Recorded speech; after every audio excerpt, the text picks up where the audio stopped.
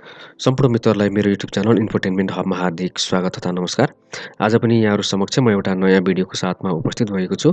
आजको यो भिडियोमा निजामती सेवा ऐन 2049 तथा निजामती सेवा नियमावली 2050 सँग सम्बन्धित विभिन्न प्रश्नोत्तरहरूको साथमा उपस्थित भएको छु। यदि यहाँहरूले मेरो च्यानललाई सब्स्क्राइब गर्नुभएको छैन भने सब्स्क्राइब गर्नुहोला र भिडियो मन पर्यो भने लाइक, सेयर तथा कमेन्ट गर्न नभुल्नुहोला। र भिडियो बनाउने क्रममा कुनै गल्ती कमजोरी भएको भए यहाँहरूले कमेन्ट बक्समा गएर कमेन्ट छोड्न सक्नुहुनेछ र त्यस्ता कमजोरीहरूलाई म आउने दिनमा सच्याउने प्रयास गर्नेछु। त लगाउँ आजको भिडियोतर्फ। आजको लागि पहिलो प्रश्न रहेको छ, निजामती सेवा ऐन 2049 को लालमोहर र प्रकाशन कहिले भयो? निजामती सेवा ऐन 2049 को लालमोहर र प्रकाशन कहिले भयो? यसको उत्तर रहेको छ विक्रम सम्वत 2050 जेठ 4 गते। प्रश्न नम्बर 2, निजामती सेवा ऐन 2049 को पहिलो संशोधन कहिले भयो? निजामती सेवा ऐन 2049 को पहिलो संशोधन कहिले भयो? यसको उत्तर रहेको छ 2055 असार 29 गते। 2055 असार 29 गते। प्रश्न नम्बर 3, निजामती सेवा ऐन चौथो संशोधन कहिले भयो? निजामती सेवा ऐन चौथो संशोधन कहिले भयो? यसको उत्तर रहेको छ 2072 असार 29 गते। प्रश्न नम्बर 4, निजामती सेवा नियमावली 2050 नेपाल राजपत्रमा कहिले प्रकाशन भयो? निजामती सेवा नियमावली 2050 नेपाल राजपत्रमा कहिले प्रकाशन भयो? यसको उत्तर रहेको छ विक्रम सम्वत 2050 असार 28 गते। प्रश्न नम्बर 5, निजामती सेवा नियमावली 2050 को पहिलो संशोधन कहिले भयो? निजामती सेवा नियमावली 2050 को पहिलो संशोधन कहिले भयो? यसको उत्तर रहेको छ 2050 कार्तिक 3 गते। प्रश्न नम्बर 6, निजामती सेवा नियमावली 2050 को 15औं संशोधन कहिले भयो? निजामती सेवा नियमावली 2050 को 15औं संशोधन कहिले भयो? यसको उत्तर रहेको छ 2076 वैशाख 30 गते। प्रश्न नम्बर 7, निजामती सेवा नियमावली 2050 निजामती सेवा ऐन 2049 को कति दफा अनुसार बनाइएको हो? निजामती सेवा नियमावली 2050 निजामती सेवा ऐन 2049 को कति दफा अनुसार बनाइएको हो? यसको उत्तर रहेको छ दफा 75 अनुसार। प्रश्न नम्बर 8, निजामती सेवा ऐनमा कति परिच्छेद र दफाहरू रहेका छन्? निजामती सेवा ऐनमा कति परिच्छेद र दफाहरू रहेका छन्? यसको उत्तर रहेको छ 10 परिच्छेद र 76 दफा। प्रश्न नम्बर 9, नेपालको पहिलो निजामती सेवा ऐन कुन हो? नेपालको पहिलो निजामती सेवा ऐन कुन हो? यसको उत्तर रहेको छ निजामती सेवा ऐन 2013। प्रश्न नम्बर 10, नेपालमा सर्वप्रथम निजामती सेवा ऐन कहिले आयो? नेपालमा सर्वप्रथम निजामती सेवा ऐन कहिले आयो? यसको उत्तर रहेको छ 2013 भाद्र 22 गते। र भाद्र 22 लाई निजामती सेवा दिवसको रूपमा पनि मनाउने गरिन्छ। यो भाद्र 22 गते नेपालमा निजामती सेवाको ऐन सुरुमा आएको कारणले गर्दाखेरि। प्रश्न नम्बर 11, निजामती कर्मचारी प्रशासनको केन्द्रीय निकाय कुन हो? निजामती कर्मचारी प्रशासनको केन्द्रीय निकाय कुन हो? यसको उत्तर रहेको छ सामान्य प्रशासन मन्त्रालय। प्रश्न नम्बर 12, सामान्यतया निजामती कर्मचारीलाई कति समयभन्दा बढी अवधिसम्म पदीय जिम्मेवारी नदिई राख्न सकिँदैन? सामान्यतया निजामती कर्मचारीलाई कति समयभन्दा बढी अवधिसम्म पदीय जिम्मेवारी नदिई राख्न सकिँदैन? यसको उत्तर रहेको छ 2 महिनाभन्दा बढी। प्रश्न नम्बर 13, हाल निजामती सेवामा कतिवटा सेवाहरू रहेका छन्? हाल निजामती सेवामा कतिवटा सेवाहरू रहेका छन्? यसको उत्तर रहेको छ 10 वटा। प्रश्न नम्बर 14, निजामती सेवाको राजपत्राङ्कित द्वितीय श्रेणीमा आन्तरिक प्रतियोगितात्मक परीक्षाबाट कति प्रतिशत पद पूर्ति गरिन्छ? निजामती सेवाको राजपत्राङ्कित द्वितीय श्रेणीमा आन्तरिक प्रतियोगितात्मक परीक्षाबाट कति प्रतिशत पद पूर्ति गरिन्छ? यसको उत्तर रहेको छ 20%। प्रश्न नम्बर 15, निजामती सेवाको पद रिक्त भएमा त्यसको सूचना कति समयभित्र लोकसेवा आयोगलाई दिनुपर्दछ? निजामती सेवाको पद रिक्त भएमा त्यसको सूचना कति समयभित्र लोकसेवा आयोगलाई दिनुपर्दछ? यसको उत्तर रहेको छ 1 महिनाभित्र। प्रश्न नम्बर 16, निजामती सेवाको राजपत्राङ्कित पदमा कसले नियुक्ति गर्दछ? निजामती सेवाको राजपत्राङ्कित पदमा कसले नियुक्ति गर्दछ? यसको उत्तर रहेको छ नेपाल सरकार। प्रश्न नम्बर 17 महिला निजामती कर्मचारीको परीक्षणकाल कति अवधिको हुन्छ? महिला निजामती कर्मचारीको परीक्षणकाल कति अवधिको हुन्छ? यसको उत्तर रहेको छ 6 महिना। प्रश्न नम्बर 18 मुख्य सचिव र सचिवको पदावधि कति वर्षको हुन्छ? मुख्य सचिव र सचिवको पदावधि कति वर्षको हुन्छ? यसको उत्तर रहेको छ क्रमशः 3 वर्ष र 5 वर्षको। मुख्य सचिवको 3 वर्ष हुन्छ भने सचिवको 5 वर्षको।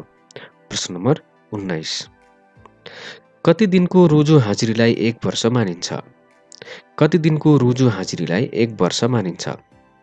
यसको उत्तर रहेको छ 233 दिन। प्रश्न नम्बर 20 सामान्य प्रशासन मन्त्रालयले गरेको सरुवा कसले बदर गर्न सक्छ? सामान्य प्रशासन मन्त्रालयले गरेको सरुवा कसले बदर गर्न सक्छ? यसको उत्तर रहेको छ नेपाल सरकार। प्रश्न नम्बर 21 असमर्थ कर्मचारीको सेवा अवधिमा कति वर्ष थप गरी अवकाश दिन सकिन्छ? असमर्थ कर्मचारीको सेवा अवधिमा कति वर्ष थप गरी अवकाश दिन सकिन्छ? यसको उत्तर रहेको छ 7 वर्ष। प्रश्न नम्बर 22 स्वैच्छिक अवकाश लिन उमेरको हद कति पूरा भएको हुनुपर्दछ? स्वैच्छिक अवकाश लिन उमेरको हद कति पूरा भएको हुनुपर्दछ? यसको उत्तर रहेको छ 50 वर्ष। प्रश्न नम्बर 23 बहालवाला निजामती कर्मचारीको तलबमा वृद्धि हुँदा त्यसको कति प्रतिशत रकम समान पदका निवृत्त निजामती कर्मचारीको निवृत्ति भरण रकममा थप हुन्छ? बहालवाला निजामती कर्मचारीको तलबमा वृद्धि हुँदा त्यसको कति प्रतिशत रकम समान पदका निवृत्त निजामती कर्मचारीको निवृत्ति भरण अर्थात् पेन्सन रकममा थप हुन्छ? यसको उत्तर रहेको छ 2/3। प्रश्न नम्बर 24 निजामती कर्मचारीले कति अध्ययन विधा पाउँछन्? निजामती कर्मचारीले कति अध्ययन विधा पाउँछन्?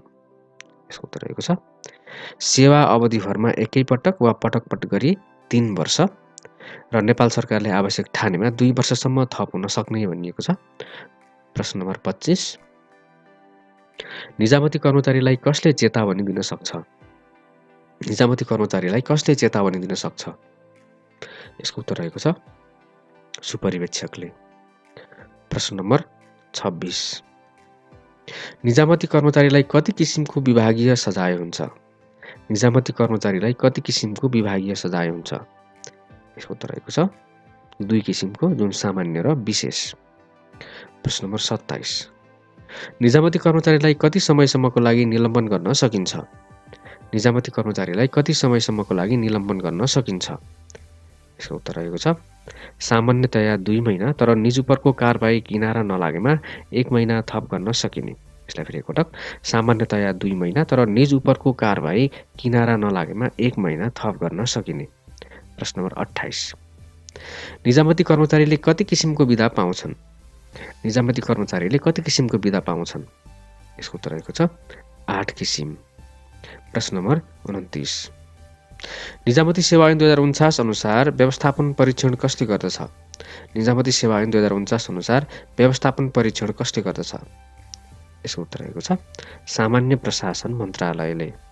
प्रश्न नम्बर 30 निजामती कर्मचारीले 9 महिनादेखि 1 वर्षसम्म तालिम वा अध्ययन भ्रमण गरेर फर्केपछि कति अवधि अनिवार्य सेवा गर्नुपर्दछ? निजामती कर्मचारीले 9 महिनादेखि 1 वर्षसम्म तालिम वा अध्ययन भ्रमण गरेर फर्केपछि कति अवधि अनिवार्य सेवा गर्नुपर्दछ? यसको उत्तर रहेको छ 3 वर्ष।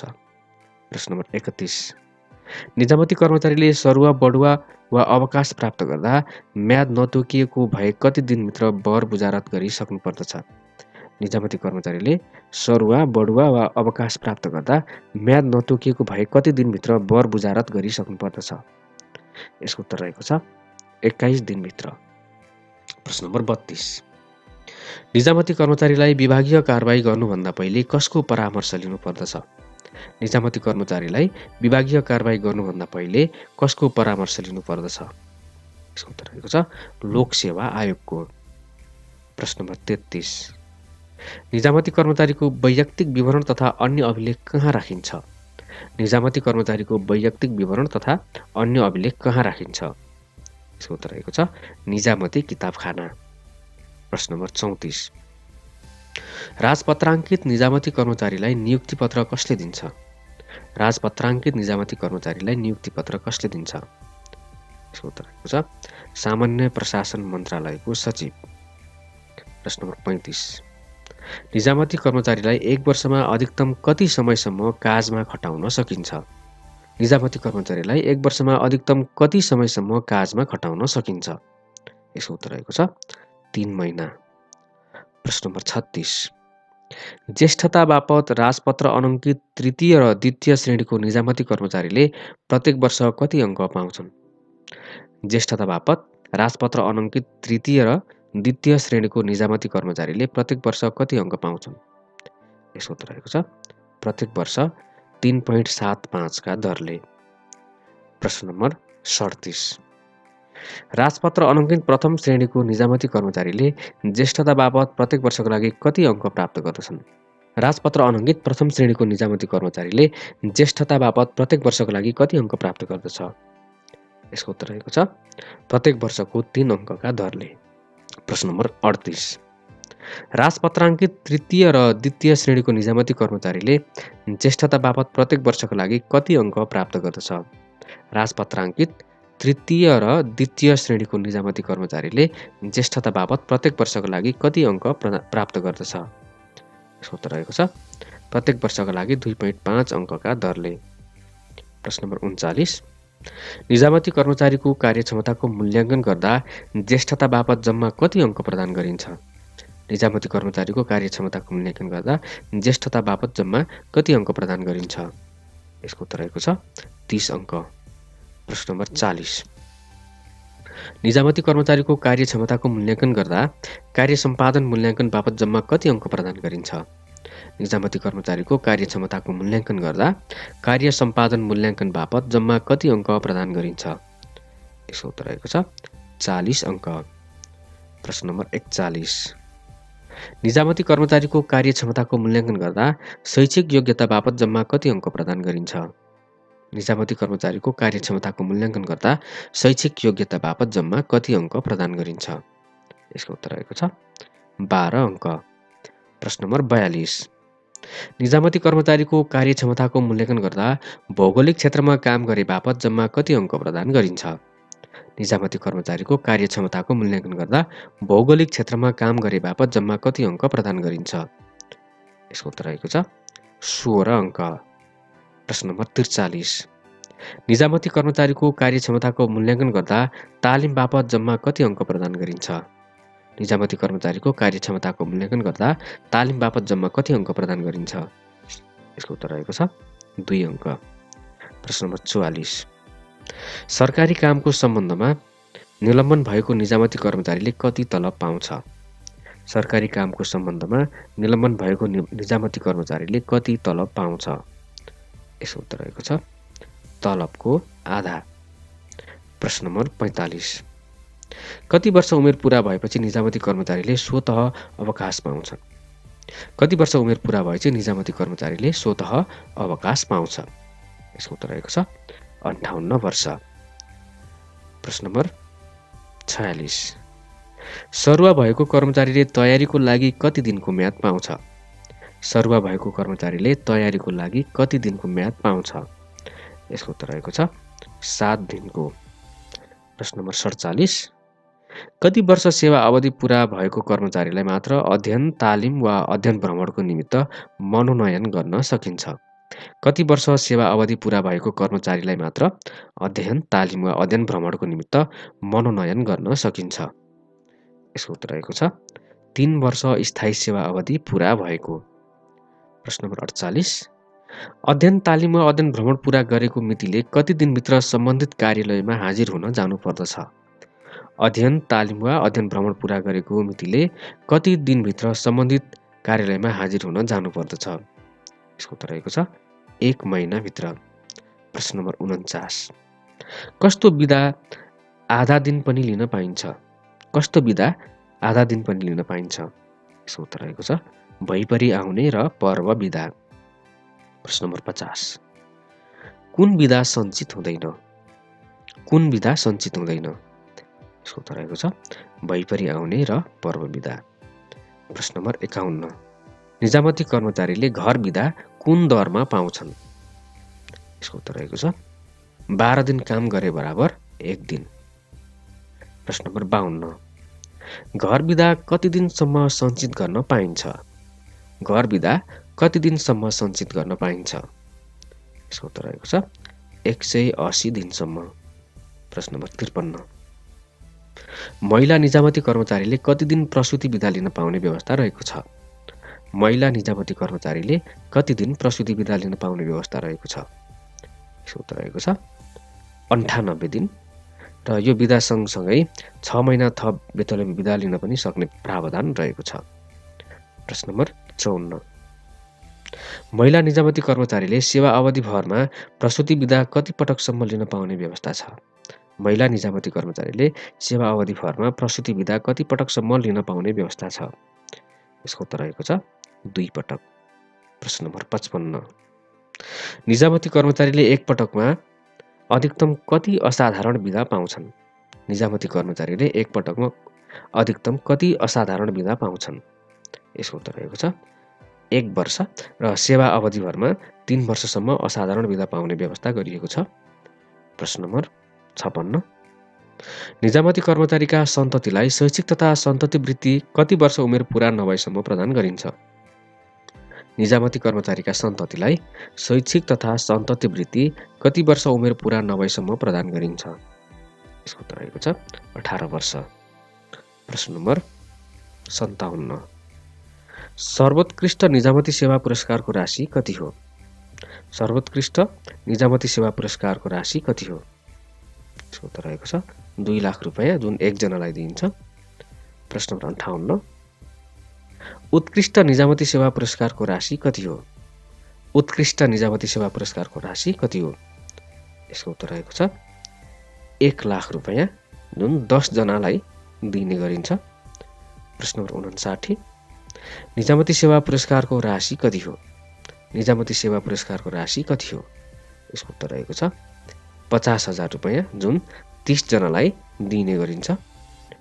प्रश्न नम्बर 60 राजपत्राङ्कित श्रेणीको निजामती कर्मचारीले उपचार खर्च बापत कति रकम प्राप्त गर्ने व्यवस्था रहेको छ?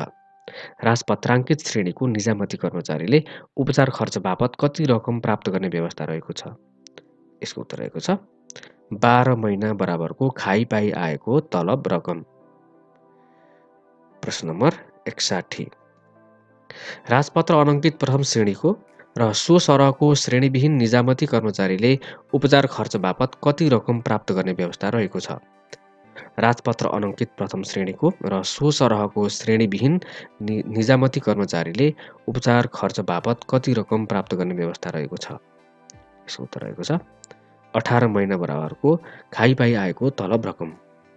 प्रश्न नम्बर 62 राजपत्राङ्कित श्रेणी राजपत्र अनङ्कित प्रथम श्रेणी वा सो सरहको श्रेणीविहीन कर्मचारी बाहेकको अन्य राजपत्र अनङ्कित र श्रेणीविहीन निजामती कर्मचारीले उपचार खर्च बापत कति रकम प्राप्त गर्ने व्यवस्था रहेको छ? राजपत्राङ्कित श्रेणी राजपत्र अनङ्कित प्रथम श्रेणी वा सो सरहको श्रेणीविहीन कर्मचारी बाहेकको अन्य राजपत्र अनङ्कित र श्रेणीविहीन निजामती कर्मचारीले उपचार खर्च बापत कति रकम प्राप्त गर्ने व्यवस्था रहेको छ? यसको उत्तर रहेको छ 21 महिना बराबरको खाइपाई आएको तलब रकम। प्रश्न नम्बर 63 निजामती सेवा नियमावली 2050 मा कतिवटा अनुसूचीहरू रहेका छन्? निजामती सेवा नियमावली 2050 मा कतिवटा अनुसूचीहरू रहेका छन्? यसको उत्तर रहेको छ 19 वटा। प्रश्न नम्बर 64 राजपत्र अनङ्कित द्वितीय श्रेणीमा कति प्रतिशत खुल्ला प्रतियोगिता मार्फत पदपूर्ति गरिन्छ?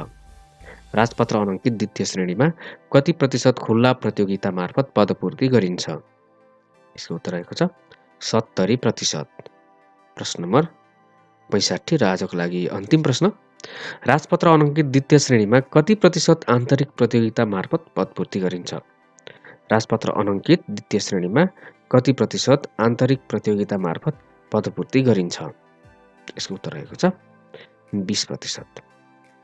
सम्पूर्ण मित्रहरूलाई धेरै धेरै धन्यवाद। यहाँले यतिन्जेलसम्म मेरो भिडियोलाई हेरिदिनु भयो र मेरो च्यानललाई सब्स्क्राइब गर्नुभएको छैन भने सब्स्क्राइब गर्नुहोला र तपाईलाई यो भिडियो कस्तो लाग्यो भिडियो मन पर्यो भने लाइक, सेयर तथा कमेन्ट पनि गर्न नभुल्नुहोला र आगामी दिनमा पनि यस्तै महत्त्वपूर्ण सामग्री समेटेको भिडियो लिएर म उपस्थित हुनेछु। तबसम्मको लागि यहाँहरू समक्ष बिदा चाहन्छु। हस्त, नमस्कार, धन्यवाद।